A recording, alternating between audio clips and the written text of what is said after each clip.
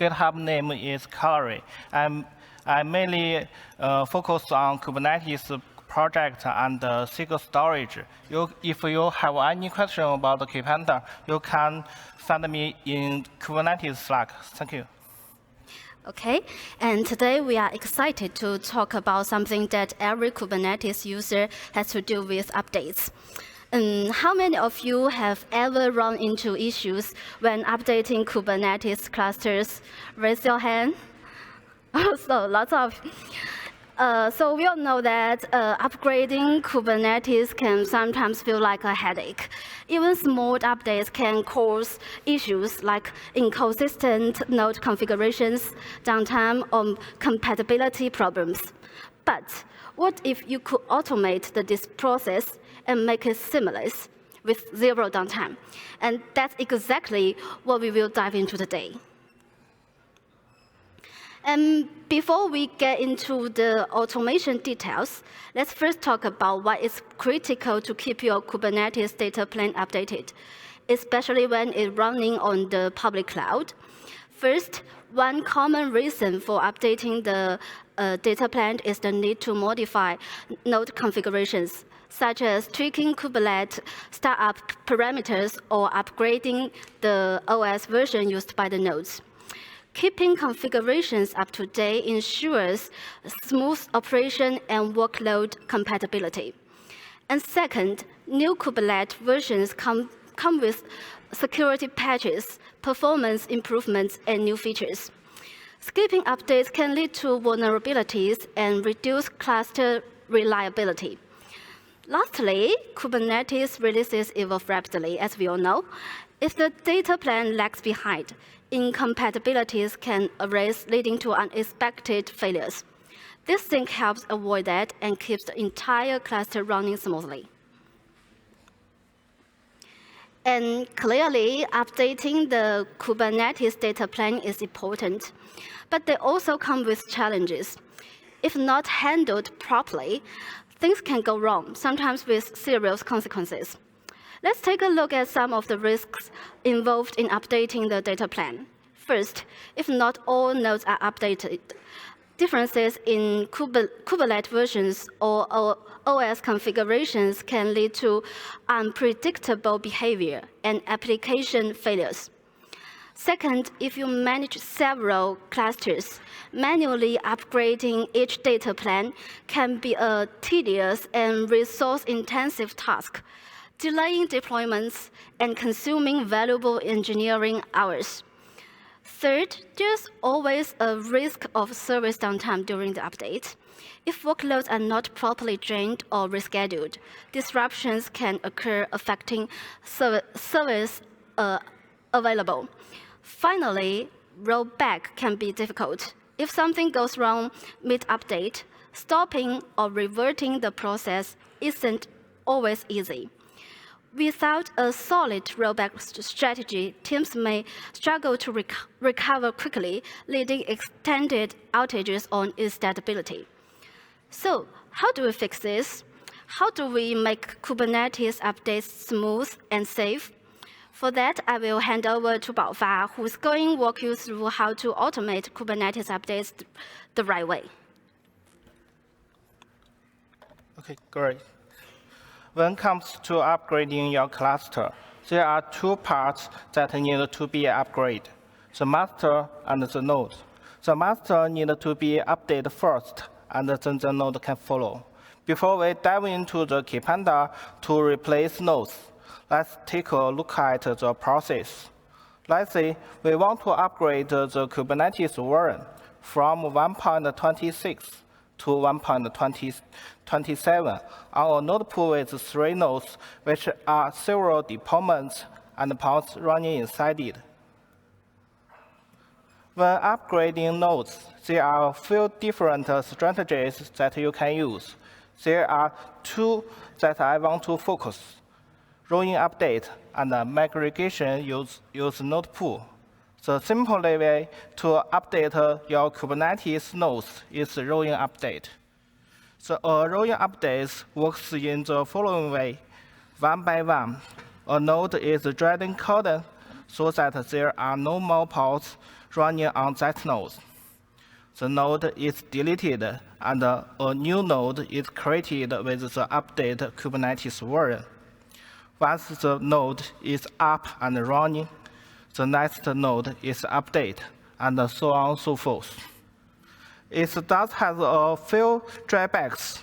One drawback is you actually get one less node of capacity in your cluster. If the existing nodes didn't meet the requirements of the evicted pods, they would be rescheduled. So this can cause a lot of disruption to your applications. But this issue is easily resolved by scaling up your node pool to under another capacity, and then scaling it back down once the upgrade is completed. As you can see, a new node is added to the cluster and runs the desired version. It is 1.27 in our case. But what about the existing nodes? We need to drive one of the old nodes to minimize the disruption to running applications. These options will move all the reschedulable pods from the old node to the replacement or other existing nodes in the cluster. It depends on the scheduling result performed by the Kubernetes scheduler. In order to make sure the pods can be placed on the new nodes, we need to simulate the scheduling to launch a suitable machine from the node pool and apply some metadata to the node. Hand is manual is hand. What the Karpenter does? Karpenter take a snapshot from the cluster to build a relationship from between the nodes and pods. Place the pods on the existing nodes. If can't, he will get a template from the node pool and place this pod and place this pod to the node. Once the old node is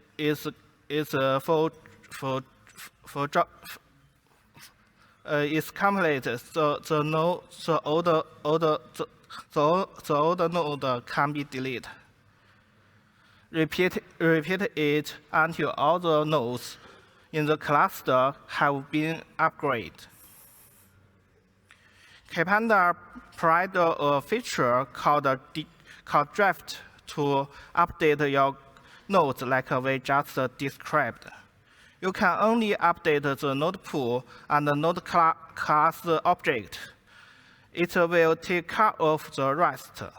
Thanks to the Karpenter, the process of upgrading nodes is much easier.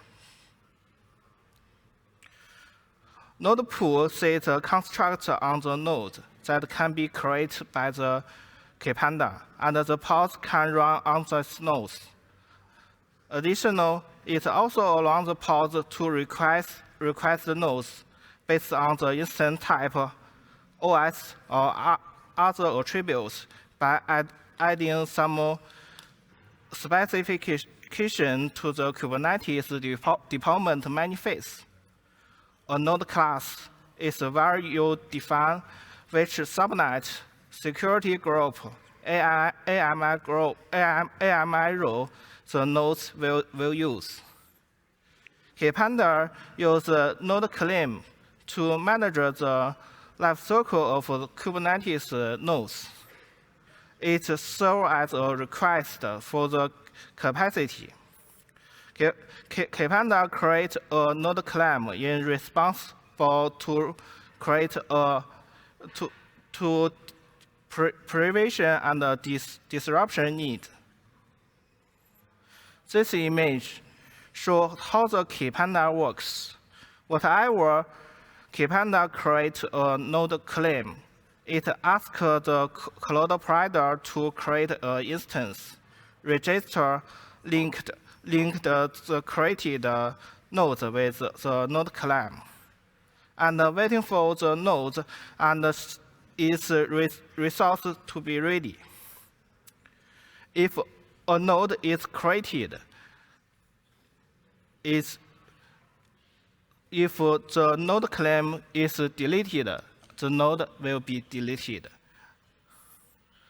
And the pods on this node will be evicted by the Karpenter. If you want to upgrade to run faster, we can increase node disruption budget, which means more nodes are added. The upgrade operation is possible at the same time. However, it means also more nodes are joined at the same time. A pod disruption budget is a Kubernetes resource that specifies the minimum number of pods that must remain available during a disruption. It helps maintain application stably by preventing too many pods from being unavailable at the same time. If a node is marked as disruption with a reason, Karpenter will check if the node contains a pod that cannot be disrupted before they join the node. If yes, the node will be selected as a candidate until the pod is deleted. If a single replica deployment is not protected by a PDB, it will cause a disruption on application once it is evicted. The rolling update proposal is not accepted by the Karpenter due to some drawbacks. For example, the deployment reference a volume which cannot be attached on different nodes at the same time. For stateful state, there is no better way to handle it in this case. That's all. Thank you. Okay, and as we have already discussed, Karpenter plays a crucial role in automating Kubernetes scaling. But how does it actually work across different cloud providers? As we all know, initially Karpenter is developed by AWS and is donated to CNCF in 2023. And for now, the community is become active. So let's take a closer look. Right now, Karpenter supports the providers you see on the slides. And at CloudPilot AI, we have contributed the AlibabaCloud provider. And we are now actively working on adding GCP support.